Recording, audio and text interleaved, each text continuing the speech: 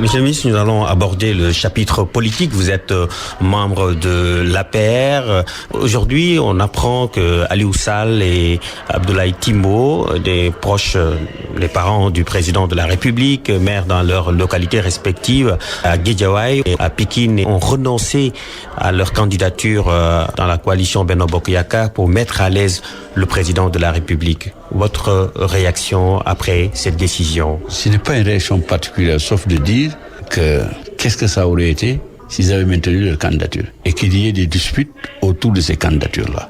J'imagine que la presse aurait dit, certains en tout cas auraient dit, voilà, c'est la famille du président qui bloque les investitures. Aujourd'hui, que même ils tirent les conséquences de cette éventuelle possibilité, je pense que moi, en tout cas, je les félicite pour cette lucidité et je considère que c'est une très très bonne décision. Parce qu'au fond, quel est l'enjeu? C'est pas Aliou Sall, c'est pas Abdoulaye Timbo. C'est que l'APR présente des candidats qui puissent assumer au même titre qu'Aliou Sall ou au même titre qu'Abdoulaye Timbo les responsabilités qui seront les siennes à l'Assemblée nationale. Maintenant, Aliou Sall peut l'exercer parfaitement, mais quelqu'un d'autre peut l'exercer. Justement, une partie de l'opinion pense au cas Karim Wade avec Abdoulaye Wade, disant que c'est l'erreur que Maître Wade a commise en mettant son fils au devant de la scène. Est-ce que ce spectre-là ne guette pas le président Macky Sall avec Aliou Sall, Abdoulaye Timbo et autres?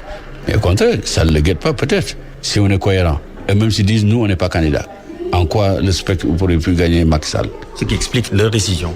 Mais non, on ne peut pas faire cette sorte de raisonnement. Ce qu'on fait, c'est le fait, on le constate. Mais toute autre chose, c'est de la spéculation.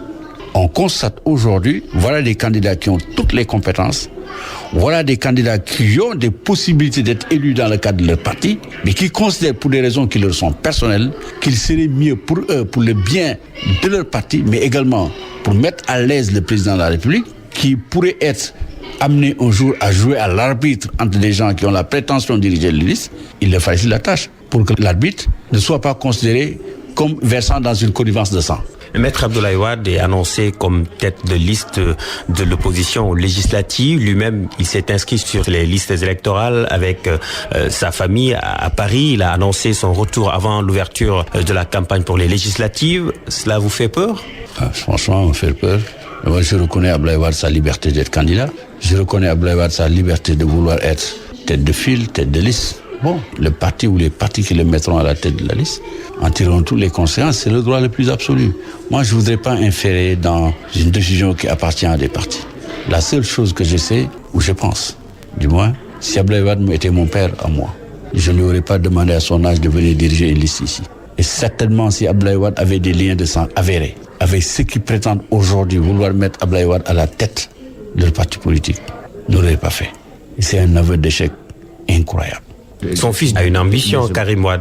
On ne parlait pas de son fils, on parlait d'Abdoulaye Wade. Tout au moins, la question porte sur Abdoulaye Wade. Oui. J'ai dit, c'est un aveu d'incapacité extraordinaire que de dire que nous, qui avons moins de 50 ans, moins de 40 ans, moins de 60 ans, que nous sommes incapables de mobiliser les Sénégalais, qu'il faille faire appel à quelqu'un qui a plus de 90 ans, que je respecte, qui aurait dû rester tranquillement chez lui se reposer avec les services rendus à la nation, qu'on aille le prendre à Paris pour qu'il dirige une liste. Je trouve ça dommage pour eux, mais également dommage pour l'image du Sénégal. Vous voulez dire que l'opposition n'est pas assez courageuse? Je ne parle pas de l'opposition. Je dis simplement que les gens qui ont insinué aujourd'hui ou sont d'accord pour aller prendre Abdoulaye Wade en fer, aujourd'hui, les têtes de liste d'un quelconque regroupement de partis ou d'un parti, je dis ces gens-là, c'est un aveu d'incompétence et un aveu d'incapacité.